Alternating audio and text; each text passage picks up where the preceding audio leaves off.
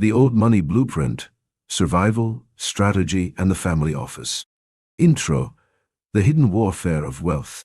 Welcome. We often imagine vast, inherited wealth as a golden hammock, a life of effortless ease, of yachts and summer homes, and a permanent vacation from worry. But the confidential files of private banks, the whispered disputes in trust and estate law firms, and the quiet halls of family offices tell a radically different story.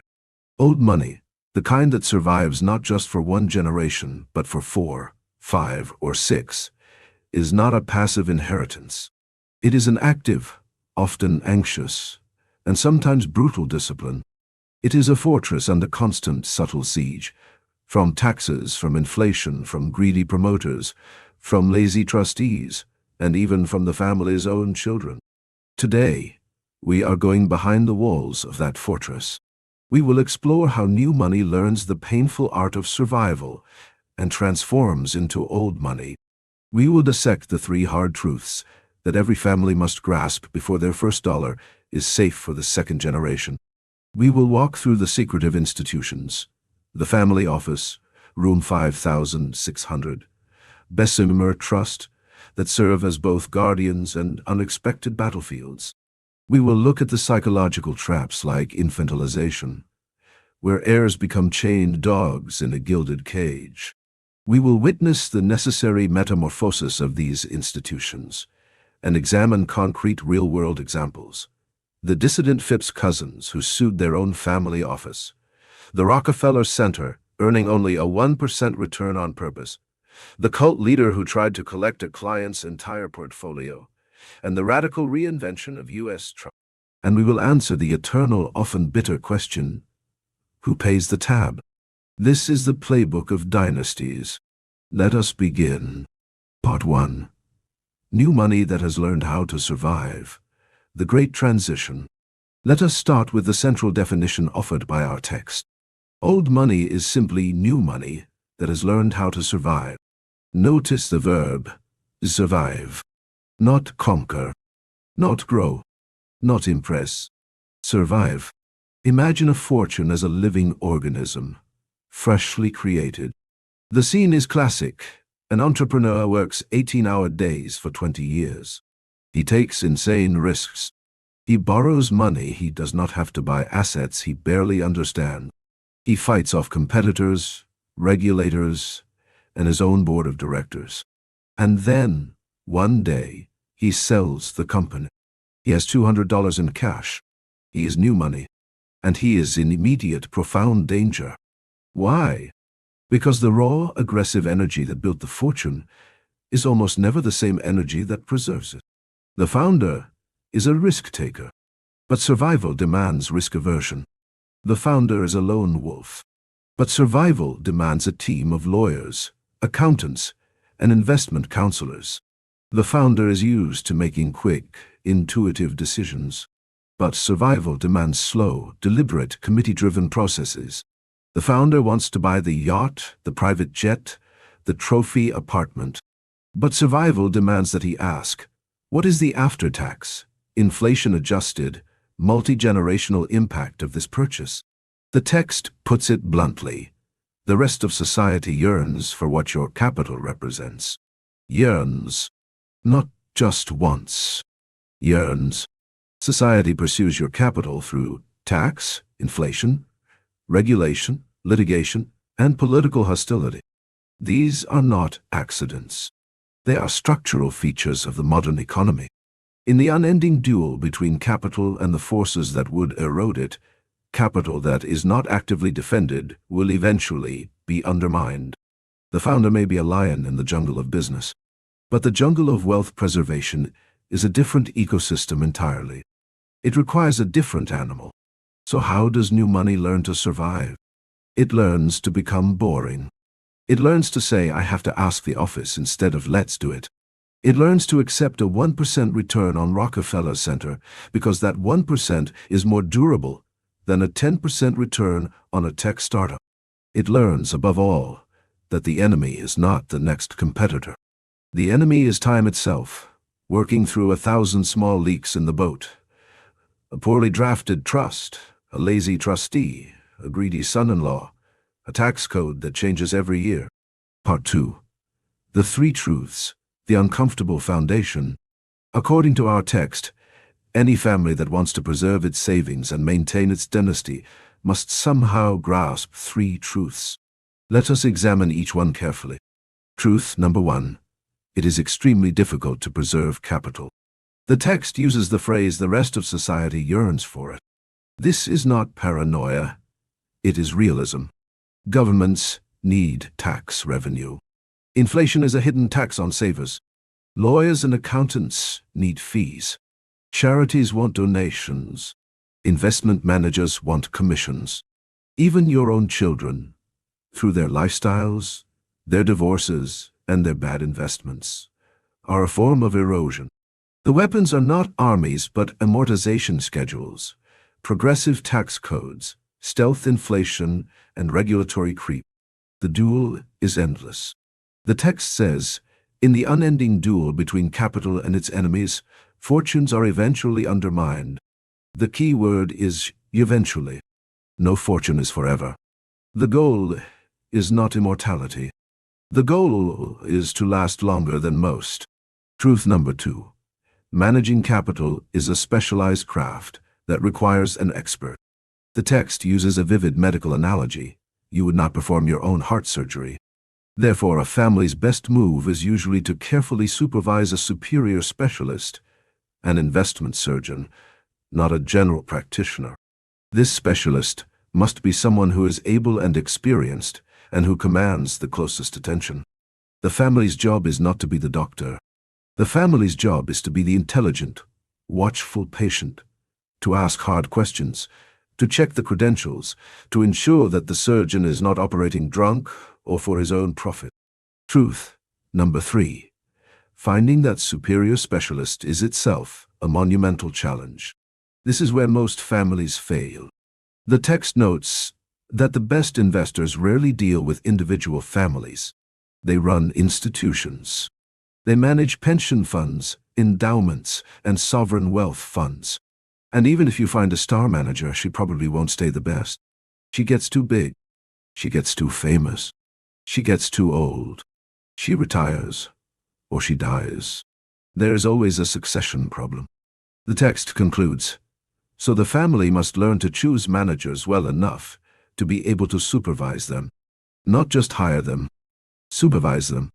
That means ongoing due diligence, regular meetings, and the willingness to fire a manager who underperforms, even if that manager is a charming old friend. These three truths form the foundation of everything that follows. The family office, the trusts, the internal fights, the metamorphosis.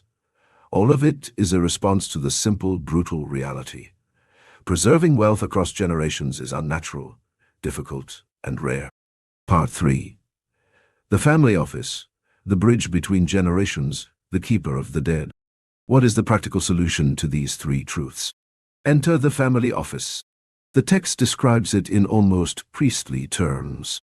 The family office acts as the bridge between the present generation and the ancestors, the curator of its lares and penates, the household gods of ancient Rome. This is not just an investment shop. It is a memory bank. It is a conscience. It is a nagging grandmother who never dies. Concrete examples from the text bring this to life. The family office maintains the family cemetery on Long Island. It knows exactly where each ancestor is buried. It arranges for the upkeep of the graves. It sends flowers on anniversaries. It keeps up the register of births, marriages, divorces, and deaths. It knows which cousin is dating, whom, and which uncle is in rehab. It pays the property taxes on the Palm Beach estate and the maintenance bills for the summer house in Maine. It handles the logistics of the private plane. It reviews the nanny's contract. It makes sure the family's art collection is properly insured against theft and fire. One Boston family office, the text recounts, had a particularly elegant tradition. A young man from an eminent family was about to start college. A few days before he left, his father called him into the study. The father showed him exactly how much the family's annual expenses came to: the taxes, the insurance, the staff salaries. Then the father handed his son a stack of notepaper. On it was a promissory note. The son would repay the entire amount of his college education over a period of years after graduation. The son was startled, but he signed. And then, the text says, he worked a little bit of hard work, which, indeed, he came to enjoy. That is the family office at its best. Not just preserving money, but preserving character. But the most vivid illustration of the family office role is the story of the young woman and the marina. She has fallen in love with a man, Ioannis, who wants to invest $800,000 into a marina on Corfu. The man says with the confidence of a hustler, "Now, Mobile is a kind of little sister to..." And then, "I'd love to, Ioannis," she breathes, infatuated. "But I gotta ask the office." He demands, "Why? Can't you just do what you want? It's your money." And she replies, "I have to. We always ask the office." That small phrase, "I have to ask the office," is the sound of old money discipline. It is the circuit breaker between impulse and destruction. The office is the institutionalized voice of patience, skepticism, and the long view. It says no to the marina in Corfu, and yes to the boring municipal bond. However, the text is also clear about the dangers of the office. It can become too powerful. It can infantilize the family. Which brings us to our next topic, Part 4, Infantilization, the chained dog in the gilded cage. The protective structure of the family office has a dark, almost inevitable shadow side. The text captures it with one perfect word: infantilization. Imagine this. You are 50 years old. You have run a successful business. You have raised 3 children. You have served on charity boards. You are a competent, mature adult. And yet, because your great-grandfather's trust was drafted in 1927 and locked up for a century, you cannot spend more than $50,000 without the approval of 3 trust officers at a bank. You want to invest in a friend's promising startup. The trust committee says no. You want to buy a second home. They say the trust's income must be preserved. You want to give a large donation to a cause you believe in. They say charitable distributions are limited. The text is brutally direct. If trust provisions lock them into the office, they may become irritable, like a chained dog. The chained dog paces, growls, barks, and eventually bites. The family member becomes frustrated, resentful, and rebellious. Some develop what the text calls the loss of vigor, a kind of learned helplessness. Others go the opposite direction. They act out, spend extravagantly, and deliberately sabotage the trust's investment returns. The text offers a concrete example of this syndrome in action. It describes the story of a wealthy family where a member, Winston Guest, had an extravagant existence that obliged him to sell his Palm Beach estate and many of his antiques. Another cousin, James Phipps, lost $5 million. The family's legal efforts to escape the trust produced only modest results. The infantilization was so severe that the dissidents eventually sued their own family office, Bessemer Trust, to cut the commissions and loosen the restrictions. This is the trap, Doty. The same mechanisms that preserve capital can strip family members of autonomy, maturity, and basic financial literacy. They become perpetual children in the eyes of the trustees. The family office meant to serve becomes a warden. The gilded cage is still a cage. And the chained dog, as the text notes, will eventually bite. The question is whether the bite will be a lawsuit, a divorce, an addiction, or simply a withdrawal from family life. Part 5. Metamorphosis, breaking the chains, opening the doors. So, what is the solution to infantilization? How does a family escape the trap without destroying the wealth? The text describes a necessary metamorphosis. Here is the natural life cycle. At first, the family office is energetic, lean, and responsive. The founder is still alive, or the first generation of trustees remembers the founder's wishes. But by degrees, the family loses its spunk. The office begins to stagnate. The personnel become older, less imaginative, more risk-averse. Providing prompt and accurate accounts becomes a higher virtue than foreseeing dangers or seizing opportunities. The office becomes a bureaucracy. Then, the more alert family members start wanting to make their own arrangements. They ask to break the trust. They demand to manage their own money. They threaten to leave the office entirely.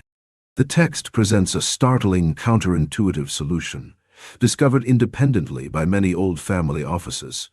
Admit outside clients. Let any family members leave who want to. And charge everyone the same fees. Yes, you heard that correctly. To save the institution, you must let people walk out the door. By taking on non-family clients, the office is forced to be competitive. In price, in performance, in customer service. The old family clients get exactly the same treatment as the new, unrelated ones. If the office is mediocre, family members will desert it. Too bad, the text says with refreshing bluntness. If the office is good, it will attract outside clients, and the family members who stay will benefit from economies of scale. This metamorphosis turns a sheltered, potentially complacent family office into a real investment counsel firm. The chrysalis opens. The priestly, secretive institution emerges as a professional, competitive business. The chained dog is unchained. Some dogs run away. That is fine. The ones that stay are there by choice, not by force. And that makes all the difference. The text's prime example of this metamorphosis is Bessemer Trust. Originally the single-family office for the Phipps family, Bessemer opened its doors to outside accounts in the early 1970s. To see outsiders paying the same fees blunted the resentment of the unhappy family members. Going public also subjected Bessemer's performance to analysis by outside clients who could leave if they were unhappy. This kept the firm on your toes. The metamorphosis worked. Bessemer survived and thrived, while many other family offices withered. Part 6. Investment Advisors, the Surgeon, the Craftsman, and the Crowd. The quality of the investment advisor is make or break for any family office. The text is deeply skeptical of hype, fashion, and institutional inertia. It offers a series of sharp observations and concrete examples. First, the best advisors are motivated by craft satisfaction, not by the desire to make a lot of money. Why? Because giving absolutely equal attention to a $400,000 account and a $50 pension fund is expensive. A craftsman does it for the love of the work. A salesman chases the big fee. Most investment firms, the text laments, are moving toward big institutional asset allocation strategy, selling expensive, one-size-fits-all formulas. True personal service is rare. The author notes with wry surprise that his own firm was apparently the only craftsman-oriented investment counsel firm left in New York. Second, the text offers a devastating parable about the dangers of following the crowd. In the stock market, you can only make money by doing what everybody else is not doing. If you join in euphoria or panic, you will lose a bundle. The only sustainable edge is a wise, experienced czar in charge. Someone who understands the game through and through, who has the nerve to be contrarian, and who is not distracted by speeches, boards, and lectures. Third, the text provides a concrete example of what happens when an investment advisor loses its way. The fall and rise of U.S. Trust.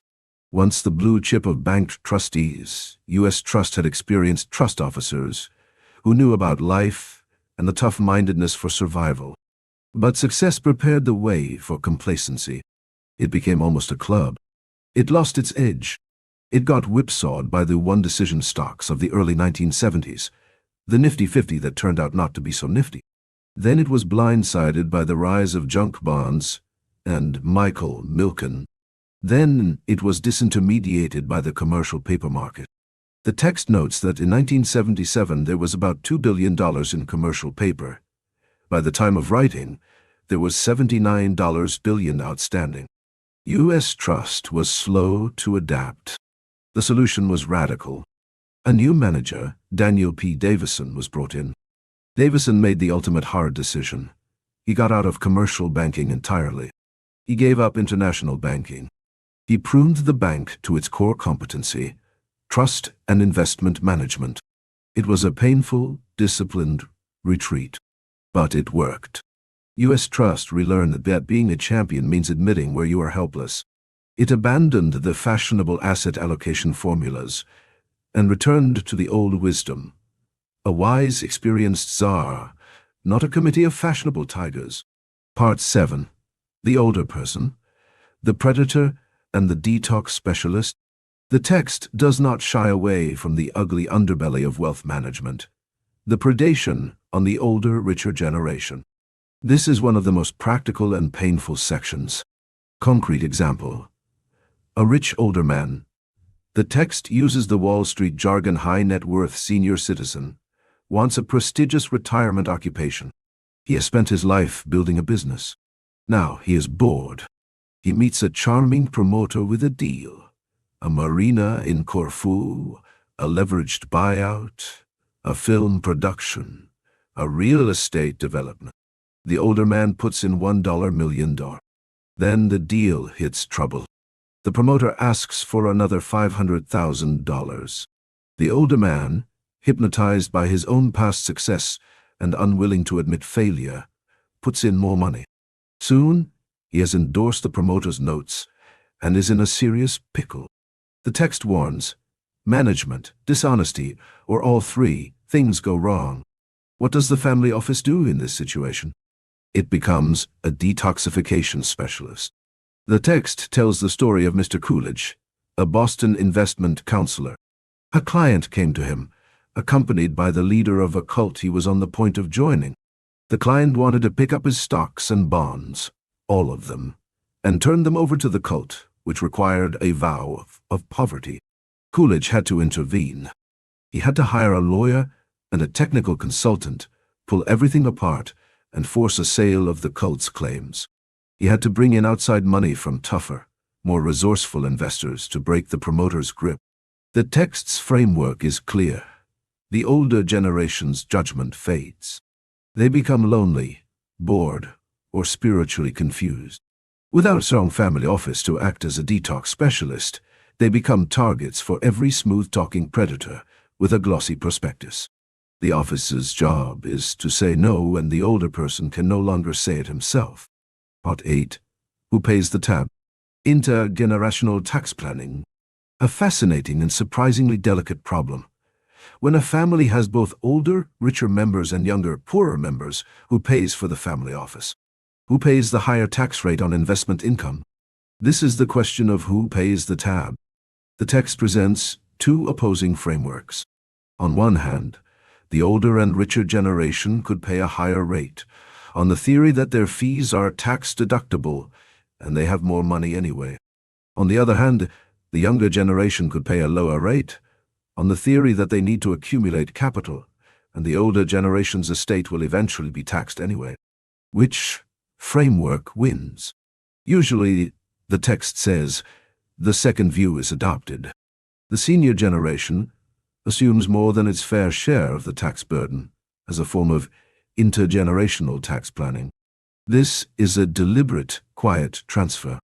The grandparents pay more, so the grandchildren keep more. It is not charity. It is strategy. It acknowledges that the family's long-term survival depends on seeding the next generation with capital, not bleeding them dry with fees. The text also notes a recent legal change.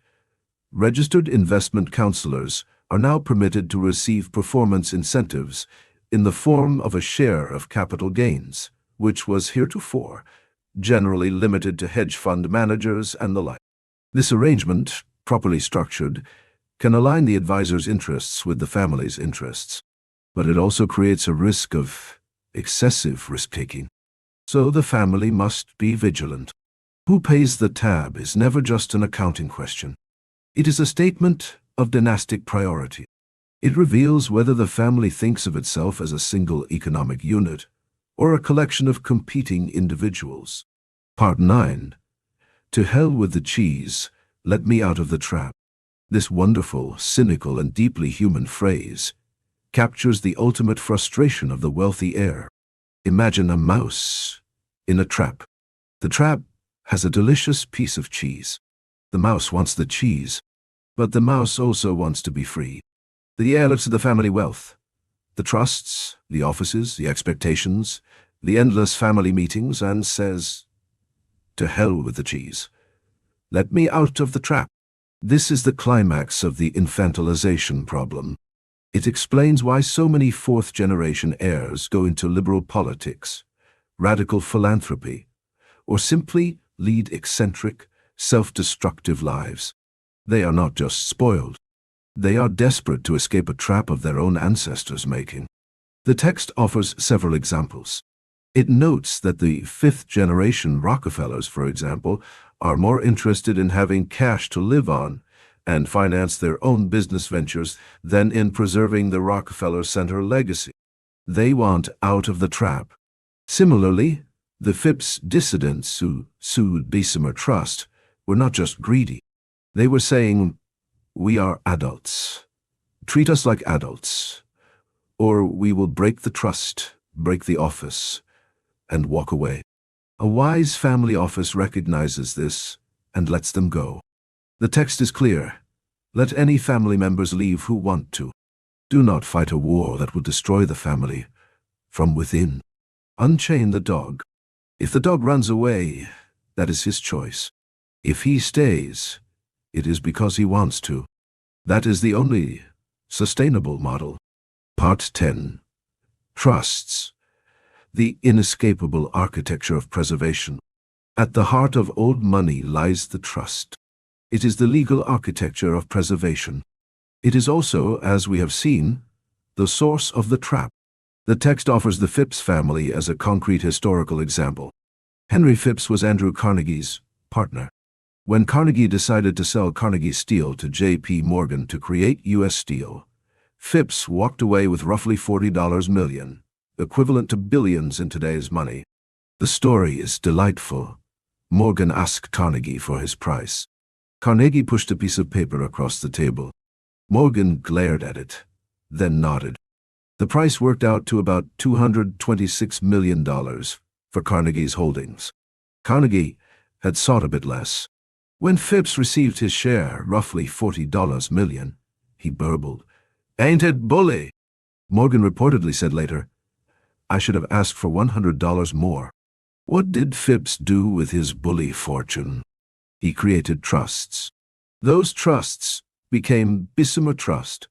The trusts controlled the money, but they also controlled the people. Trusts can be irrevocable, meaning the beneficiaries cannot touch the principal, only the income. This is great for preservation, but terrible for autonomy. The text notes that if trust provisions lock them into the office, they may become irritable, like a chained dog. Trusts are the original source of both the family's power and its frustration. They are the walls of the trap. The text also notes a clever innovation.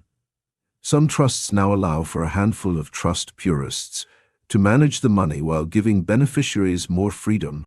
But the fundamental tension remains. Trusts preserve wealth, but they also preserve resentment. Part 11.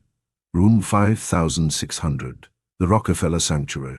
Let us walk into the most famous, secretive, and powerful example of an old money institution. Room 5600. Room 5600 is a suite at Rockefeller Center in the heart of Manhattan. It covers a staff of 200 people. Their job: to manage the affairs of the Rockefeller family. For decades, it was extraordinarily secretive, a priestly cabal that talked little to the press or anyone else. The text calls it the most fully realized version of the family office. John D. Rockefeller, the founder of Standard Oil, made a fortune equivalent to perhaps $10 billion today. Late in his life, He began to contribute substantial amounts to charity. But he also created 5 trusts for his children. Those trusts today control 90% of the family's remaining wealth, including what was formerly Rockefeller Center in Getty. Here is the shocking detail that reveals the old money mindset. A study found that the income on the total assets of the Rockefeller Group was about 1% a year. 1%. Why? Because Rockefeller Center was run not to maximize profit, but to maximize longevity. The text explains, the center is said to spend more money on maintenance per square foot than any other building in New York. They kept leases below market rate. They delayed rent increases. They prioritized the long-term health of the building over short-term yield. In the 1970s, old leases were signed for as little as $10 per square foot, compared to twice that for recent leases. As the old leases expire, the text notes, only then can they be raised. This is old money logic in physical form. A real estate developer would be horrified. A private equity fund would fire the entire management team. But the Rockefellers were not trying to maximize quarterly returns. They were trying to ensure that Rockefeller Center would still be standing, still owned by the family, in 100 years. That requires over-maintenance, under-leasing, and a 1% return. Room 5600 was the high temple of this philosophy. It was also the source of internal rebellion, as younger Rockefellers wanted liquidity, not marble. But the office persisted, secretive and patient, burying the dead and managing the trusts. Part 12. Bessemer Trust, the Dissidents, the Lawsuit, and the Metamorphosis. If Room 5600 is the Rockefeller Temple, Bessemer Trust is the Phipps Cathedral, and a fascinating case of metamorphosis, internal rebellion, and survival. The story begins with Henry Phipps, as we saw. But the real drama comes generations later. By the 1970s, Bessemer Trust was the family office for the Phipps family. But many family members were deeply unhappy. They felt the commissions were too high. They felt the investment performance was mediocre. They felt infantilized. The text names names. There was Michael Phipps. There was Frederick Guest, 2 boys. There was Winston Guest, whose extravagant existence had obliged him to sell his Palm Beach estate and many of his antiques. There was Diana Manning and Margaret something. These dissidents sued their own family office. The legal battle was intense. The text notes that by that time, the result was a victory for the dissidents. A New York court cut the commissions by almost half. But the most interesting part is what happened next. Bessemer did not collapse. It did not retreat into bitterness. Instead, it underwent metamorphosis. In the early 1970s, Bessemer made a wise decision to take on outside accounts, in addition to looking after the affairs of the Phipps family. The text explains the psychology. To see outsiders paying the same fees blunted the resentment of the less happy family members. Going public also subjected Bessemer's performance to analysis by outside clients who could leave if they were unhappy, and so keeps you on your toes. The metamorphosis worked. Bessemer survived and thrived. It became a model for other family offices. It proved that the cure for infantilization is not to dissolve the trust, but to open the doors, admit outsiders, and let unhappy family members leave. The chained dog was unchained. Some dogs ran away. The ones that stayed did so by choice. And Bessemer, no longer a priestly cabal but a professional investment firm, continued to manage billions. Part 13. The Fall and Rise of U.S. Trust. A Cautionary Tale. Our final example is a cautionary tale. U.S. Trust. It is the story of how a great institution lost its way, and then painfully found it again. In its heyday, U.S. Trust was the blue chip of bank trustees. It had experienced trust officers who knew about life, estates, and the needs of families. The text notes with personal warmth, "My own maternal grandfather placed his trusts for his children and grandchildren there. It was a place of linen tablecloths and silver tea carts. It was a club, but success prepared the way for complacency. The text is blunt. Success prepares the way for complacency and eventual ruin. U.S. Trust lost its tough-mindedness. It got whipsawed by the market's changes. It was slow to adapt to inflation, high-tech, social change, and the rapid disintermediation of commercial banking. The text notes that the commercial banking market started to change as dormant financial instruments, like commercial paper, awakened. Banks that had once been indispensable were now being bypassed. The numbers are striking. In 1977, there was about $2 billion in commercial paper outstanding. By the time of the text, there was $79 billion. U.S. Trust was on the wrong side of that trend. The solution was radical. The board brought in Daniel P. Davison, a Morgan Guaranty veteran and a co-manager of a family office. Davison studied the situation and made the ultimate hard decision. He got out of commercial banking entirely. He gave up international banking. He gave up pension management. He gave up lending to big corporations. He pruned the bank to its core, trust and investment management for wealthy families. The text describes the transformation with admiration. Tea carts used to be routine, but no more. 3 martini lunches disappeared. The paneled colonial-style dining rooms were turned into offices. Davison replaced the old, complacent managers with a new team. He gave up the pretense of being a full-service bank. He focused on what U.S. Trust did best. The result? U.S. Trust survived. It learned that being a champion means admitting where you are helpless. It abandoned the fashionable asset allocation formulas and returned to the old wisdom.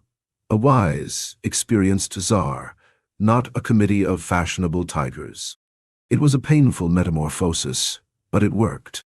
Conclusion: family office or investment counsel firm. So where does all of this leave us? The text ends with a central unresolved question. Are you a family office or an investment counsel firm? A true family office is priestly, secretive, all-encompassing. It manages the cemetery, the college loans, the tax planning, the psychology of the heirs. It provides a sense of unity for our clients. But it risks infantilization, stagnation, and internal rebellion. An investment counsel firm is lean, professional, competitive. It focuses on investment performance. It charges market fees. It does not care who is buried where. But it may lack the long-term, multi-generational perspective that defines old money. The most successful old money institutions, like Bessemer Trust, learn to become both. They metamorphose from the first into the second, while keeping the soul of the first. They admit outsiders. They let unhappy family members leave. They charge fair fees. They survive. And that is the final lesson of this long, detailed, often uncomfortable journey. Old money does not survive by being smarter or luckier. It survives by building institutions, trusts, offices, banks that are strong enough to resist society's erosion, flexible enough to avoid becoming traps, and wise enough to know the difference between preserving wealth and imprisoning heirs. The cheese is delicious, but a wise family leaves the door of the trap wide open. The chained dog may bark, but the unchained dog chooses to stay. And that choice, freely made, is the only true foundation of a dynasty.